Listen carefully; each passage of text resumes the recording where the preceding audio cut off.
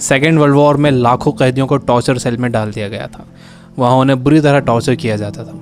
उन्हें वहाँ फिजिकल और इमोशनल दोनों तरह से टॉर्चर से गुजरना पड़ता था। उन्हें अकेलेपन से भी गुजरना पड़ता था। कैदियों के सामने उनके दोस्तों की मौत हो जाया करती थी। उन्हें अपने दोस्तों और रिश्तेदारों को मरता हुआ देखना पड़ता था। ऐसे में कैदियों को ये लगने लगा था कि उनका भी मरना अब पक्का है। ये सब देखकर कैदी इमोशनली बहुत डिस्टर्ब हो जाते थे, बर्दाश्त नहीं कर पाते थे और वो सदमे से ही मर जाते थे। सेकेंड वर्ल्ड वॉर में कैदियों को रखने के लिए कई कैंप्स बनाए गए थे। उन्हीं कैंप्स में से एक कैंप में बंद थे psychologist doctor Victor Frankl. Victor उन कैंप्स में 3 साल तक रहे। उन कैंप्स में उन्होंने जो भी देखा, जो भी एक्सपीरियंस किया, जो भी टॉर्चर सहे, किसी को मालूम नहीं था कि वो इसके बारे में एक किताब लिख देंगे। उस किताब की करोड़ों कॉपीज़ बिक जाएंगी और कई भाषाओं में वो किताब ट्रांसलेट हो जाएगी।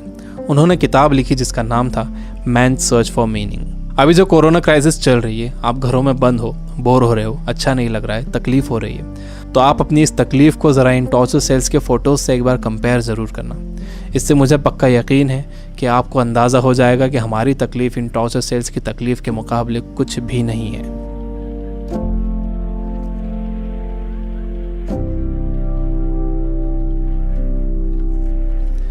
जब विक्टर को इन कैंप्स में डाला गया तो उनके साथ उनकी फैमिली भी थी, लेकिन सब के सब धीरे धीरे मरते गए।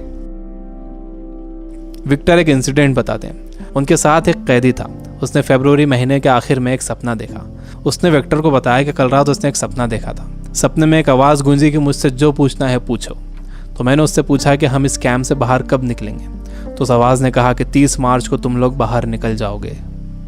इस सपने के बाद उस कैदी को पूरा यकीन हो गया था कि वो 30 मार्च को रिहा हो जाएगा। मार्च का महीना शुरू हो गया। वो एक एक दिन गिन रहा था। धीरे धीरे दिन निकलते गए। जब मार्च का महीना ख़त्म होने आया तो उस कैदी को ये दिखने लगा कि वो रिहा नहीं हो सकेगा। 29 मार्च को वो बीमार पड़ गया और 30 मार्च को वो मर गया। ऊपरी तौर पर तो ये लग रहा था कि उस कैदी को कोई बीमारी हुई है जिससे वो मर गया, लेकिन विक्टर जानते थे कि वो कैदी किसी बीमारी से नहीं मरा था, बल्कि नाउम्मीदी से मरा था।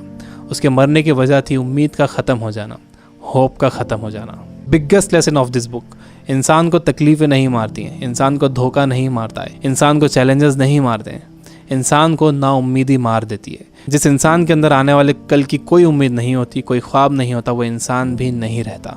विक्टर ने गौर किया कि कैंप में ज़्यादातर मौतें क्रिसमस और न्यू ईयर के बीच में हुई थी, क्योंकि लोगों को उम्मीद थी कि क्रिसमस आ रहा है, न्यू ईयर आ रहा है, हमें रिहा कर दिया जाएगा। लेकिन जब ऐसा नहीं हुआ तो उनकी उम्मीदें टूटी और वो मर गए। जब भी किसी इंसान की उम्मीदें ख़त्म होती हैं तो उसका इम्यून सिस्टम कमज़ोर हो जाता है, और जब किसी का इम्यून सिस्टम कमज़ोर हो जाता है तो वो किसी भी छोटी मोटी बीमारी से मर सकता है। यानी पहले उम्मीदें ख़त्म होती हैं, उससे इम्यून सिस्टम कमज़ोर होता है, उसके बाद वो बीमारी ताकतवर हो जाती है। दूसरी चीज़ विक्टर ये बताते हैं कि आपके पास ज़िंदा रहने के लिए एक बड़ा सपना होना चाहिए, एक लॉन्ग टर्म गोल होना चाहिए। जिसके पास आने वाले कल के लिए बहुत बड़ा ख्वाब है, उसके लिए आज की तकलीफ़ें, आज की प्रॉब्लम्स बहुत छोटी होती हैं।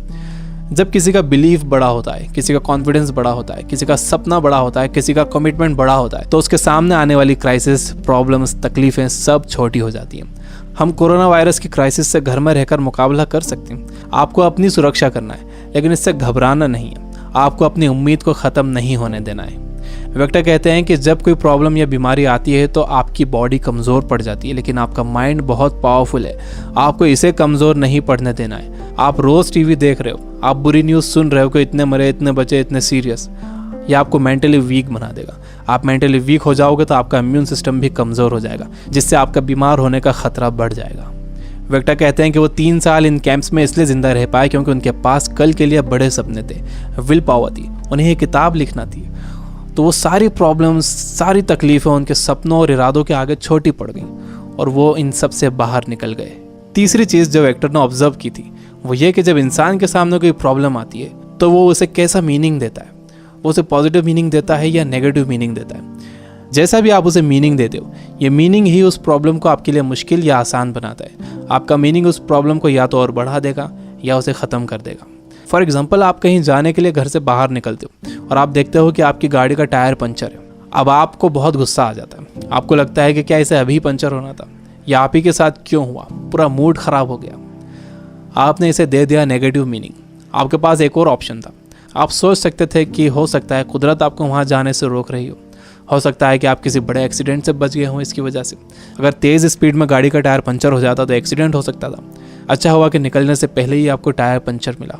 ये है पॉजिटिव मीनिंग। इंसान यूजुअली नेगेटिव ही सोचता है और इस नेगेटिव सोचने की वजह से हम हर चीज़ का नेगेटिव साइड ही देखते हैं, उसका पॉजिटिव साइड नहीं देखते। जैसे कोरोना क्राइसिस में जितना टाइम आपने फैमिली को दिया है, क्या आपने कभी पहले इतना टाइम दिया है? मेरे कुछ दोस्त जो किताबों से बिल्कुल दूर थे, उन्होंने बुक्स पढ़ना शुरू कर दिए, वो रीडिंग हैबिट बना रहे हैं। अगर कोरोना क्राइसिस ना होता तो क्या ऐसा होता था? जितना मैं इन दिनों पढ़ रहा हूँ, पहले इतना कभी नहीं पढ़ता था। जितनी सफाई लोगों ने रखनी शुरू कर दी है, पहले कभी नहीं रखते थे। बार बार हाथ धो रहे हैं, अच्छी तरह हाथ धो रहे हैं, सोशल डिस्टेंस मेंटेन कर रहे हैं, किसी लाइन में लगे हुए हैं तो दूर दूर खड़े हो रहे हैं। आसमान साफ नज़र आ रहा है, हवा साफ हो गई है, समंदर का पानी साफ हो गया है। ऐसा लग रहा है कि नेचर ने जैसे रीसेट बटन दबा दिया। हमें ये पॉजिटिव साइड्स भी सोचना चाहिए। जब तक आपके पास नेगेटिव मीनिंग है, आप उस क्राइसिस से डील नहीं कर सकते। हर प्रॉब्लम उसके साथ एक इक्वल अपॉर्चुनिटी भी लेकर आती है। दुनिया जब से बनी है तब से अब तक उसमें प्रॉब्लम्स ही प्रॉब्लम्स है। अगर ये प्रॉब्लम्स नहीं होती तो हम यहाँ तक ग्रो नहीं कर पाते।